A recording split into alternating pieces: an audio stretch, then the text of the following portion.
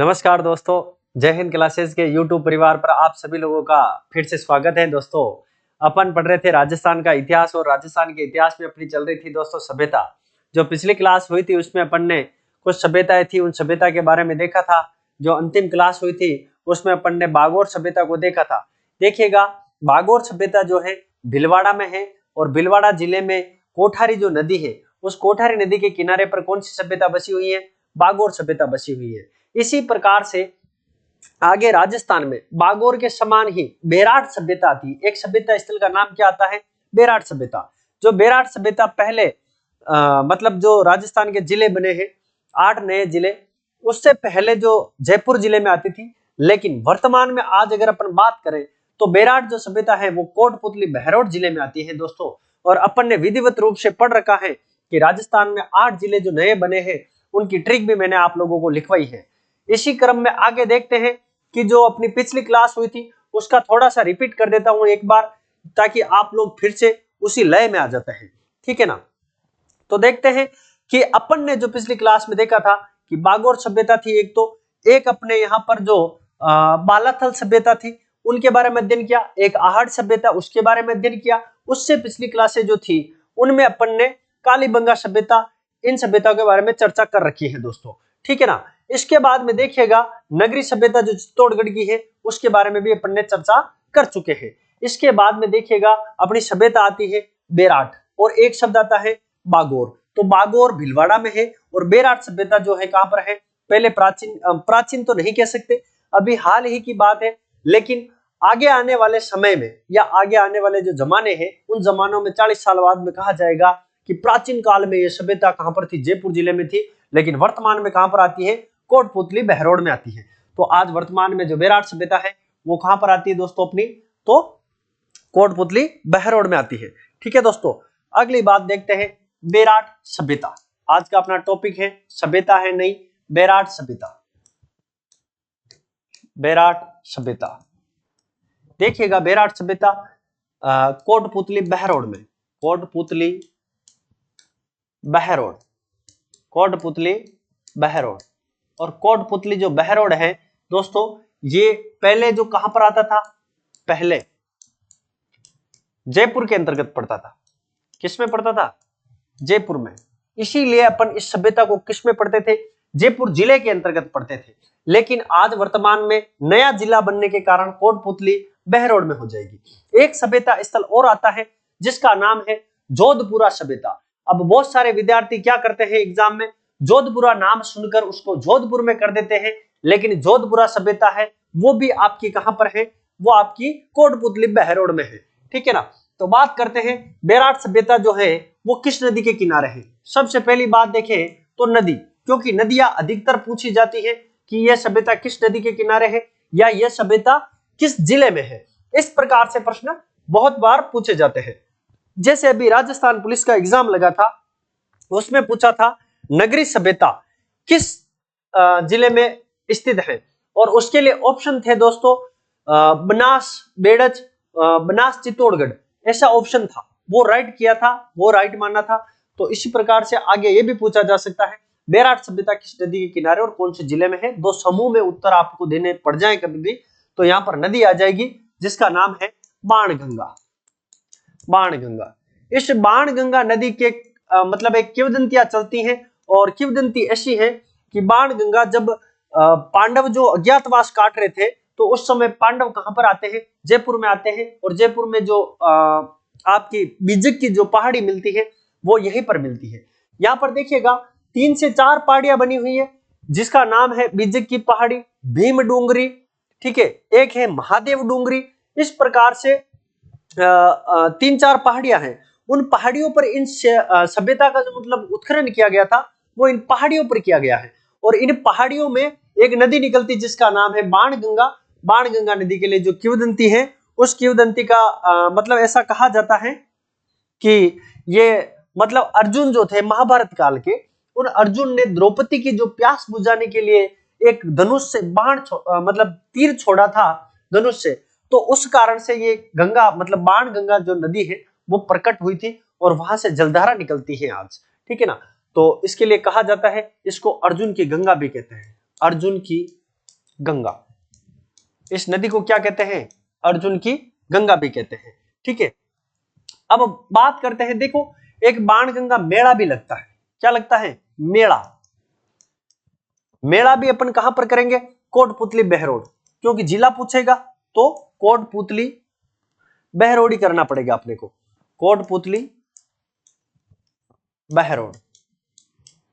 अगर जिला पूछ ले कि मेला, बाणगंगा का मेला कहां पर लगता है, तो कोटपुतली बहरोड में लगता है। देखिएगा यहां पर 3 से 4 पहाड़ियां बनी हुई है इस प्रकार से।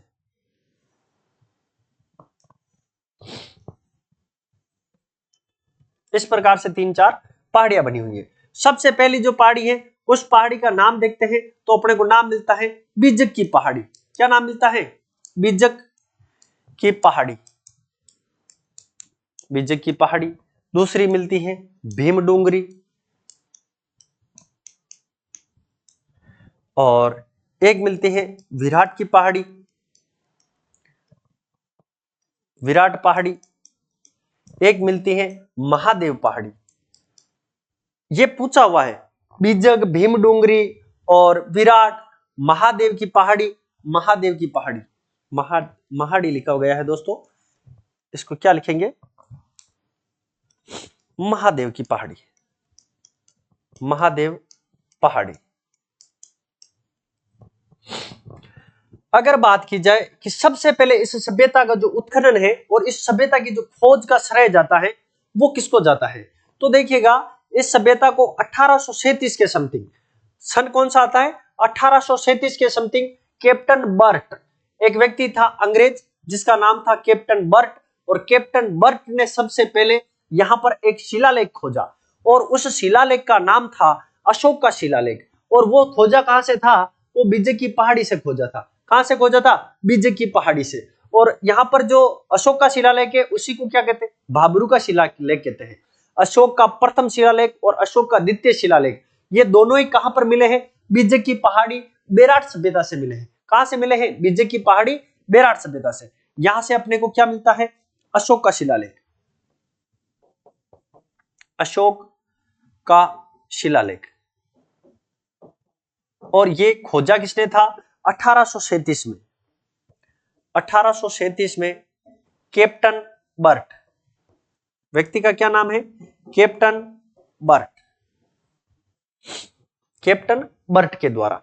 और ये जो शिलालेख है ये आपका एशियाटिक सोसाइटी जो है बंगाल के कोलकाता में संग्रहालय जो है उसमें इस शिलालेख को रखवाया गया था। बंगाल के एशियाटिक सोसाइटी के अंतर्गत एक संग्रहालय बना हुआ है कोलकाता में, उस संग्रहालय में इसको रखवाया गया था। और अशोक के शिलालेख में बुद्ध, धर्म, संघ ऐसे शब्द वहां पर अंकित थे। उस शिलालेख के अंतर्गत मतलब उसको राजा भी बताया गया है। मगध का राजा किसको बताया गया है? तो अशोक को बताया गया है। किस शिलालेख में बताया गया है? तो भाबरू के शिलालेख में बताया गया है। भाबरू का शिलालेख कहां से मिला है? तो भाबरू का शिलालेख आपको बीजक की पहाड़ी से मिलता है। कहां से मिलता है? बीजक की पहाड़ी से मिलता है। अगली बात करें कि जो भाबरू का शिलालेख है उसमें और जानकारी मिलती है, और उसमें लिखा हुआ मिलता है कि इस शिलालेख में अशोक के द्वारा गो हत्या पर रोक लगाई गई थी। किसके ऊपर? गो हत्या के ऊपर रोक लगाई गई थी। ये बातें सारी की सारी किसमें मिलती है? यहां पर आपके अशोक के शिलालेख में मिलती है। इन सभी चीजों को अपन नोट करते हैं, देखते हैं। पहले इसका आप स्क्रीनशॉट लेना चाहो तो भी ले सकते हो, ठीक है दोस्तों। बाकी जो इसका जो प्रारंभिक मैंने बताया था कैप्टन बर्ट ने 1837 में इसको खोजा था इस शिलालेख को, और इसके ऊपर बहुत सारी चीजें लिखी हुई मिलती है जिसको भी अपन नोट करते हैं, ठीक है। अगला देखिएगा अशोक का शिलालेख,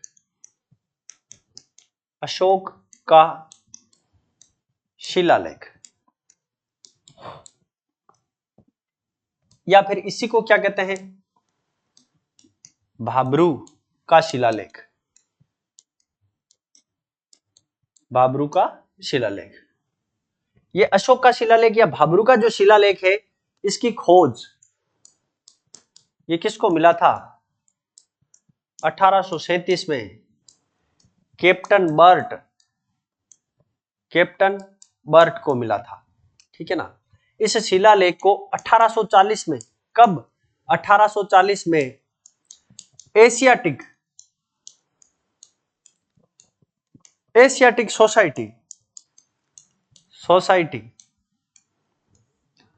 सोसाइटी बंगाल के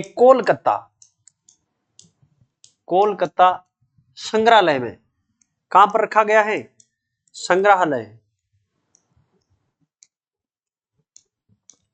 संग्रहालय में रखा गया है इसको। दूसरी बात करें अशोक के शिलालेख से संबंधित, तो इसके ऊपर अंकित था बुद्ध धर्म संघ, अंकित था। क्या था? बुद्ध धर्म संघ अंकित था। इस शिलालेख में यह भी बताया गया है कि अशोक ने गोहत्या पर रोक लगाई। अशोक द्वारा गोहत्या पर रोक लगाई गई।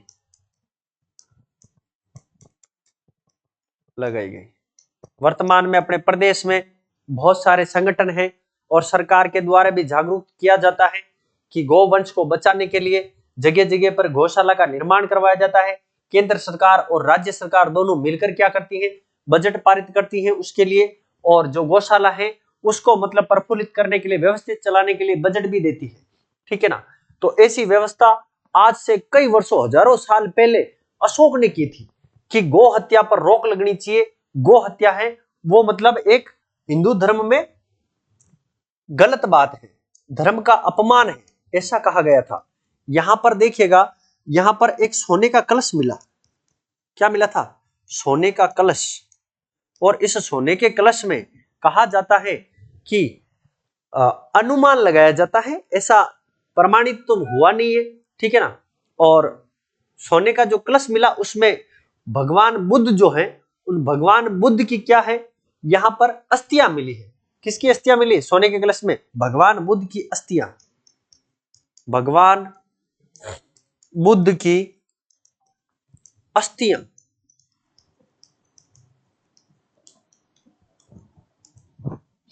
अस्थियां मिली है। यह हो गया आपका अशोक का शिलालेख। ठीक है, इसको भी आप नोट कर सकते हो साथ का साथ, आप चाहे तो स्क्रीनशॉट भी ले सकते हो इसका।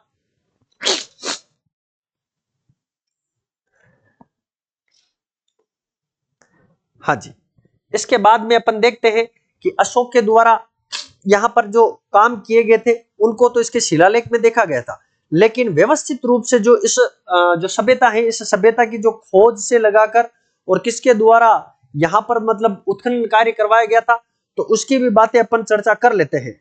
ठीक है ना। हाँ भाई, अगली बात आ जाएगी अपनी बेराट सभ्यता के अंतर्गत ही, और ये चीजें कहां पर मिलती है? बीजक की पहाड़ी पर। मेन जो पहाड़ी है इन सभी पहाड़ियों में, उस पहाड़ी का नाम है बीजक की पहाड़ी। और इस बीजक की पहाड़ी के लिए कहा जाता है कि 1936 में, कब? 1936 में राजस्थान पुरातत्व विभाग द्वारा आरसी नहीं, आरसी नहीं, राय बहादुर दयाराम साहनी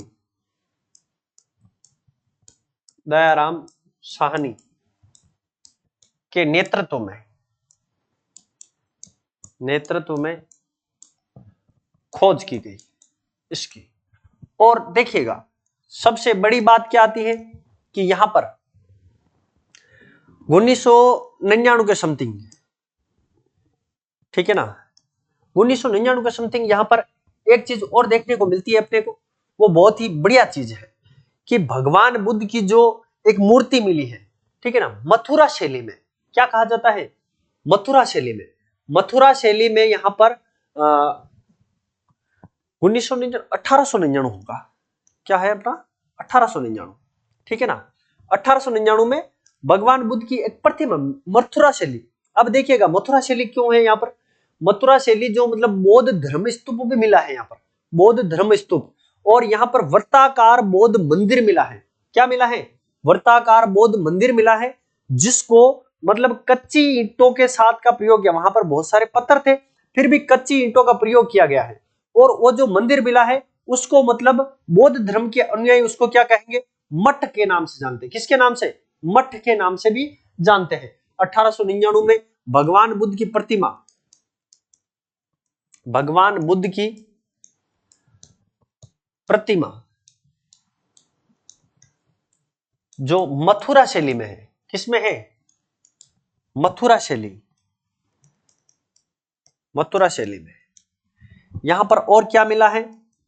यहां पर अपने को बौद्ध स्तूप, बौद्ध धर्म स्तूप, स्तूप, बौद्ध धर्म स्तूप मिला है विजय की पहाड़ी से।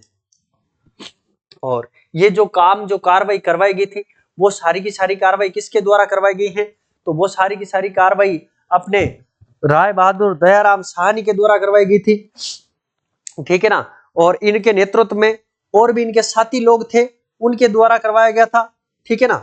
और अगली और चीजें मिलती है यहाँ पर, शंख लिपि के प्रमाण मिलते हैं। किसके प्रमाण मिलते हैं दोस्तों? शंख लिपि के प्रमाण मिलते हैं। अब शंख लिपि क्या है? शंख लिपि मुष्टोफिदन लिपि है, मतलब आपकी मतलब ऐसे कह सकते हैं ब्राह्मी लिपि। ब्राह्मी जो लिपि है उसको कहा जाता है कूट लिपि, जो मतलब किसी कोडिंग डिकोडिंग, रीजनिंग में अपन एक टॉपिक पढ़ते हैं कोडिंग और डिकोडिंग, जिसमें कूट लेखन किया जाता है। उस कूट लेखन के माध्यम से लिखा हुआ है, जो कि मतलब कोई मतलब उसको पढ़ नहीं सकता, जिसको ब्राह्मी लिपि आएगी वही पढ़ सकता है। तो यहाँ पर शंख लिपि के प्रमाण भी मिले। किसके प्रमाण मिले हैं? शंख लिपि के प्रमाण, शंख लिपि के प्रमाण, लिपि के प्रमाण मिले। शंख लिपि के लिए क्या कहेंगे? कूट लिपि, कूट लिपि भी कहते हैं शंख लिपि को। यहीं पर देखिएगा एक हाथ से बुना हुआ कपड़ा, हाथ से बुना कपड़ा, बुना सूती वस्त्र, सूती वस्त्र। देखो हाथ से बुना वो सूती वस्त्र केवल दो जगह पर मिला है राजस्थान में, एक बालाथल सभ्यता में मिला है और एक आपका विराट सभ्यता में मिला है।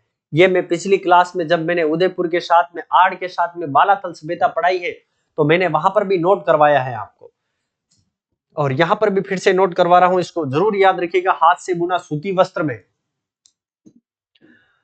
36 सोने की मुद्रा, सोने की मुद्रा, और 36 सोने की मुद्रा के साथ में 8 पंचमार्क सिक्के, पंचमार्क सिक्के, ठीक है ना। 8 पंचमार्क सिक्के मिले हैं। यहां से हाथ से बुना कपड़ा सूती वस्त्र में 36 सोने की मुद्रा मिली है। यह सूती वस्त्र का प्रमाण कहां से मिलता है? बेराट और बालाथल से मिलता है। बालाथल उदयपुर जिले में है, ठीक है। आप लोग इसका विशेष ध्यान रखिएगा, क्वेश्चन आता है बार बार। एक यहां पर देखिएगा विजय की पहाड़ी के पास में एक बड़ा सा खड्डा मिलता है, और उस खड्डे के लिए किंवदंतियां चलती हैं, और किंवदंती में यह कहा जाता है कि इस खड्डे में जो महाभारत कालीन जो पांडव थे, पांडवों ने अपना अज्ञातवास यहीं पर बिताया था। अज्ञातवास मतलब जो धृतराष्ट्र थे, धृतराष्ट्र के जो पुत्र थे, उनसे छुपना था पांडवों को, और द्रौपदी उनके साथ में थी, पांचों पांडव थे। तो पांचों पांडव जो अज्ञातवास काटते हैं वो यहां पर काटा है उन्होंने, ठीक है। इसीलिए कहा जाता है कि अर्जुन ने एक बार द्रौपदी को प्यास लगने पर बाण से एक गंगा उत्पन्न की थी, जिसको कहा जाता है बाण गंगा। और यहाँ पर एक बड़ा खड्डा बना हुआ है, जो कि ऐसा लगता प्रतीत होता देखने पर कि वो एडी से बनाया हुआ खड्डा है। एडी की आकृति है, जो अपने पैर की एडी है उस एडी की आकृति के समान दिखता है। तो भीम ने उस एडी मार के और एक झील का निर्माण कर दिया, और उसमें पानी भर गया, और फिर बाद में द्रौपदी की प्यास बुझाई। अब देख लीजिएगा आप लोग, महाभारत कितना विशाल का एक ग्रंथ है अपना हिंदू धर्म का, जिसमें अपने को यह देखने को मिलता है कि भीम कितना बली था, महाबली था, ठीक है ना, फिर भी उसको हारना पड़ा था।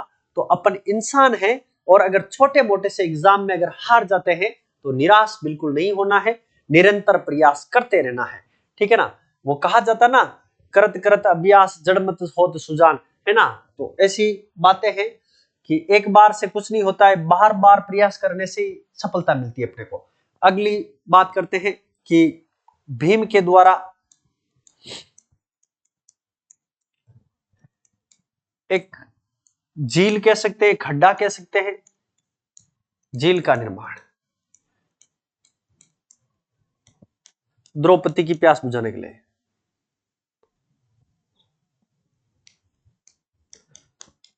द्रौपदी की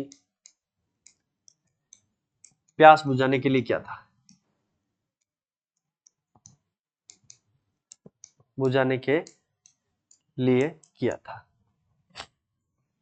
अगली बात करें कि इस सभ्यता में और अपने को क्या मिला है, तो इस सभ्यता में तीर, भाले, ठीक है, ऐसी ऐसी वस्तुएं मिली है, मृद भांड, ठीक है, ऐसी ऐसी वस्तुएं अपने को यहाँ पर मिली है। एक क्वेश्चन ये बहुत पूछा जाता है, लोहा गलाने की भट्टियां कहाँ पर मिली थी? लोहा गलाने की भट्टियां जोधपुरा सभ्यता में मिली थी। जोधपुरा सभ्यता भी आपकी कहाँ पर है? कोटपुतली बहरोड में है। तो इसको भी आप लोग विशेष ध्यान रखिएगा, मैं लिखवा दूंगा इसके साथ ही, ताकि कोटपुतली की जो सभ्यता है दोनों वो एक साथ रह जाए, आपके कोई कंफ्यूजन ना हो। इसका आप स्क्रीनशॉट ले सकते हो या नोट कर सकते हो, मेरे हिसाब से तो साथ के साथ नोट करेंगे तो अच्छा रहेगा।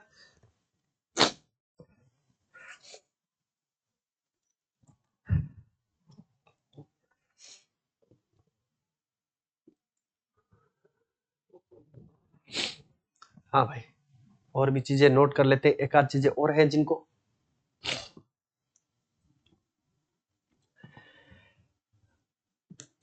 पांडवों ने बीजे की पहाड़ी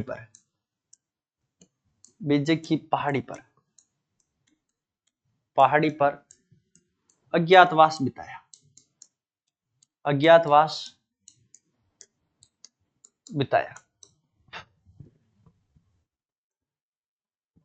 दूसरी बात आती है, यहाँ पर जो वस्तुएं मिली हैं उन वस्तुओं के नाम भी लिख लेते हैं।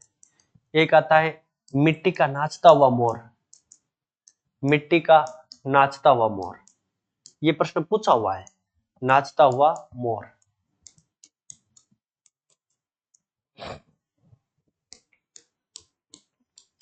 तीर भी यहीं से मिले, मृद भांड भी मिले, ऐसे मिले थे मृद भांड भी। और इसके लिए कहा जाता है, देखिएगा एक चीनी यात्री भी आता है यहाँ पर, जिस चीनी यात्री का नाम था हेवेनसंग। नाम सुना होगा आपने, पढ़ा भी होगा हिस्ट्री में, राजस्थान की हिस्ट्री में। हेवेनसंग हर्षवर्धन के काल में यहाँ पर भारत आता है, और हर्षवर्धन के काल में जब ये यहाँ पर बीजे की पहाड़ी की यात्रा करता है, तो इस यात्रा को उसने अपनी भाषा में नाम दिया था पारी यात्रा। क्या नाम दिया था? पारी यात्रा। तो बीजे की पहाड़ी की यात्रा को हेवेनसंग ने क्या नाम दिया था? पारी यात्रा। हेवेनसंग, पता नहीं नाम क्या था, चिंग चांग चोंगयू, हेवेनसंग, हेवेनसंग। बीजे की यात्रा की थी इसने, बीजे की यात्रा। ये यात्रा में ही शासन करने लग गए थे। यहाँ पर यात्रा करने के लिए आए थे और फिर यही बस गए थे। जैसे आज हर गांव में बंगाली डॉक्टर आता है, वहीं पर रह जाता है, आधार कार्ड बन जाता है, कूपन बन जाता है, उसका सब कुछ हो जाता है ना। फिर वो वहीं का होके रह जाता है ना, और हर गांव में रहता है वो, और उसी को सबसे बड़ा डॉक्टर मानते हैं गांव वाले। तो होता है ऐसा। हेवेनसंग ने इसकी बीजे की यात्रा की थी, और बीजे की यात्रा को नाम क्या दिया था? पारी यात्रा। पारी यात्रा नाम दिया था, ठीक है ना। ये भी चीजें आप लोग साथ के साथ नोट करिए।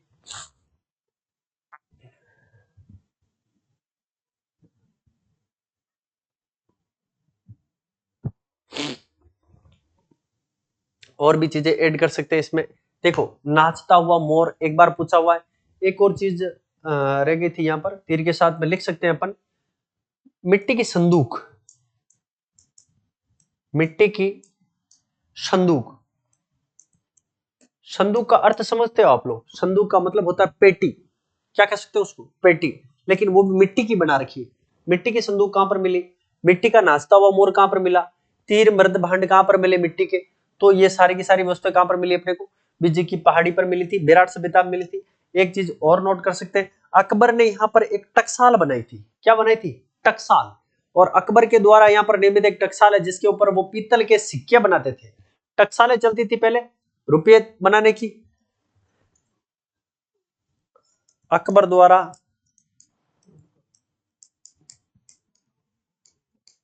टकसाल का निर्माण,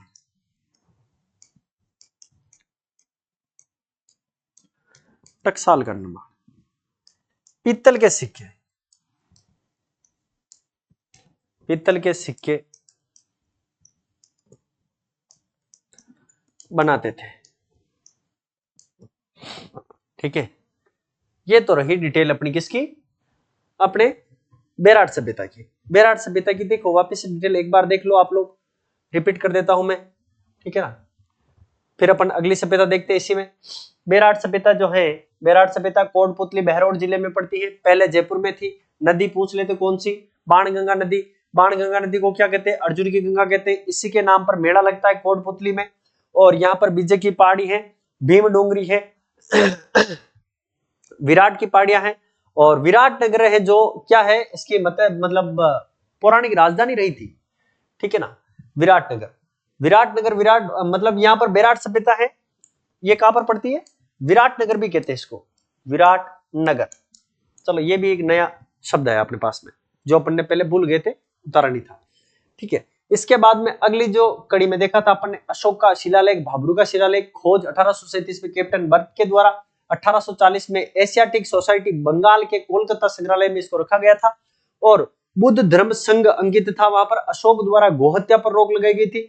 यहीं से एक सोने का कलश मिलता है जिसमें ऐसा अनुमान लगाया जाता है कि यहाँ पर भगवान बुद्ध की अस्थियां हैं इस सोने के कलश में। ठीक है, और दूसरा आता है विजय की पहाड़ी। 1936 में राजस्थान पुरातत्व विभाग के द्वारा राय बहादुर दयाराम साहनी के नेतृत्व में खोज की गई थी। 1899 भगवान बुद्ध की प्रतिमा जो मथुरा शैली में मिली है, बौद्ध धर्म स्तूप भी मिला है यहाँ पर। ठीक है, और अगली बात करते हैं शंख लिपि। देखिएगा, फिर से अपन रिपीटेशन कर रहे हैं, मैं यहाँ पर एक करेक्शन और कर रहा हूं, आप लोग ध्यान रखिएगा। मैंने यहाँ पर 1899 लिखा था ना, ये 1999 में मिला था। ठीक है ना, 1999 में बिल्कुल एकदम परफेक्ट लिखा था पहले, लेकिन किसी कंफ्यूजन के कारण मैंने वापस 1899 किया, लेकिन ये 1999 एग्जैक्ट है। आप सर्च करके देखिएगा, इसको जरूर देखिएगा। ठीक है ना, 1999 एकदम सही है। और भगवान बुद्ध की प्रतिमा जो मथुरा शैली में मिली है, ऐसा कहा जाता है कि मथुरा शैली में जो मूर्ति मिली है, यह मूर्ति भारत की सबसे प्राचीन मूर्ति है। भारत की सबसे प्राचीन मूर्ति, भारत की सबसे प्राचीन भगवान बुद्ध की प्रतिमा, भगवान बुद्ध की प्रतिमा। ये एक चीज और निकल के आई है अपने सामने। और देखो, शंख लिपि के प्रमाण, कूट लिपि, कोडिंग डिकोडिंग, ऐसे याद रखो रीजनिंग का। कोडिंग डिकोडिंग कौन सी भाषा है, शंख लिपि। मैंने केवल बताया था, लिखा नहीं था। ब्राह्मणी लिपि, ब्राह्मी लिपि भी कहते हैं इसको, शंख लिपि को। हाथ से बुना सूती वस्त्र जिसमें 36 सोने की मुद्रा, 8 पंचमार्क सिक्के, भीम द्वारा एक झील का निर्माण द्रौपदी की प्यास बुझाने के लिए। और अगली कड़ी में लिखा था, पांडवों ने विजय की पहाड़ी पर अज्ञातवास बिताया। वस्तु क्या क्या मिली, मिट्टी का नाश्ता हुआ मोर, तीर, मिट्टी की संदूक, वृद्ध भांड। हेवेंद्र संघ ने विजय की यात्रा की, नाम क्या दिया, पारी यात्रा। और अकबर द्वारा यहाँ पर टकसाल का निर्माण करवाया गया था, और पीतल के सिक्के बनाते थे पहले। ठीक है ना, तो इस प्रकार से ये अपनी सभ्यता थी, बेराट सभ्यता, जो कि कोटपुतली बहरौड़ जिले में है। अगली सभ्यता आती है, इसी क्रम में थोड़ा सा बच के रहो, क्योंकि आजकल वायरल मौसम थोड़ा बदल रहा है, तो उस वजह से वायरल बहुत ज्यादा हो रहा है। जैसे मुझे जुकाम हो रहा है, उसी प्रकार से आप भी थोड़ा सा स्वास्थ्य का ध्यान रखें। ठीक है ना, तो अगली जो सभ्यता है अपनी, वो सभ्यता आ जाएगी जोधपुरा सभ्यता। जोधपुरा सभ्यता। और जोधपुरा सभ्यता कौन से जिले में है, तो कोटपुतली बहरौड़। कहां पर है, कोटपुतली बहरौड़ में है।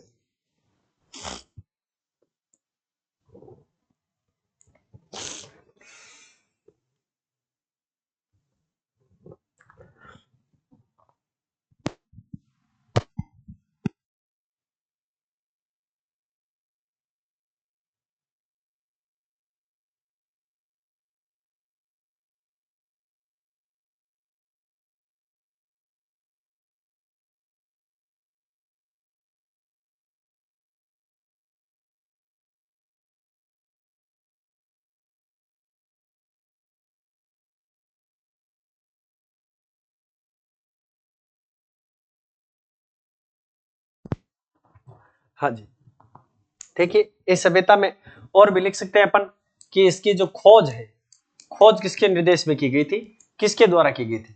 तो इसकी खोज की गई थी राजस्थान पुरातत्व पुरातत्व विभाग, पुरातत्व विभाग आरसी अग्रवाल, आरसी अग्रवाल के निर्देश में कब की गई थी? 1972-73 में खोज की गई थी। उत्खनन भी इन्हीं के द्वारा करवाया गया था। ये जो सभ्यता है, इस सभ्यता में सबसे इंपॉर्टेंट बात आती है, वो बात आती है आपकी कि यहाँ पर लोहा गलाने की भट्टियां मिली है। किसकी भट्टियां मिली है? लोहा गलाने की भट्टियां मिली है। लोहा गलाने की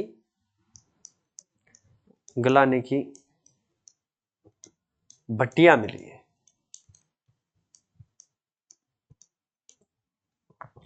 जोधपुरा सभ्यता आरसी अग्रवाल के निर्देश में 1972 में लोहा गलाने की भट्टियां यहां पर मिली थी। और ये जो भट्टियां थी, इन भट्टियों के लिए कहा जाता है कि यहां पर बहुत सारा अधिक मात्रा में लोहा था, उसको गलाकर और यहां पर औजार बनाए जाते थे और ट्रांसफर किया जाता था इधर उधर इसको। ठीक है, अगर और भी देखें कि ये जो नदी है, ये जो सभ्यता है, ये किस नदी के किनारे? नदी, अगर नदी पूछी जाए तो साबी नदी। कोई ज्यादा बड़ी सभ्यता नहीं है, इतना बड़ा स्थल नहीं है, लेकिन पूछ ले अगर कहीं तो ये नदी कौन सी थी इसके किनारे, किस नदी के किनारे पनपी है ये सभ्यता? तो ये आपकी साबी नदी के किनारे पर देखने को मिलेगी। और भी बात करें कि यहाँ पर टीला कौन सा था, कौन सा टीला है जिसके किनारे पर या जिसके ऊपर यह सभ्यता मिली है? तो ये मिला था अपना धर्मूल टीला। ठीक है ना, ये भी याद रखना आप लोग। तो इस प्रकार से अपनी कोटपुतली बहरोड जिले की जो सभ्यता थी, वो दो सभ्यता थी, छोटी छोटी सी। जैसे आपकी बेराट सभ्यता है, वो बहुत वेरी इंपॉर्टेंट है सभ्यता की दृष्टि से। राजस्थान में कोई से भी एग्जाम दे दो आप। और जोधपुरा सभ्यता, इसको भी पूछा हुआ है, केवल इतना ही पूछा हुआ अभी तक कि जोधपुरा सभ्यता कहां पर है। ठीक है, हो सकता है अब की बार जिला बन गया है तो थोड़ा सा और डीपली पूछे, तो अपने को पूरी सारी बातें भी लिख रखी है अपन ने। और इसी के साथ में आज की क्लास अपन यहीं तक रखेंगे। इसके बाद में अगली जो क्लास है उसमें मिलते हैं दोस्तों। तब तक के लिए आप लोग स्वस्थ रहिए, मस्त रहिए और हमारे साथ में बने रहिए। प्रयास हमारा और सफलता आपकी, ये हमारा जो ध्येय वाक्य है जय हिंद क्लासेस का, उसी के साथ में आप लोग जुड़े रहिए। धन्यवाद। जय हिंद, जय भारत।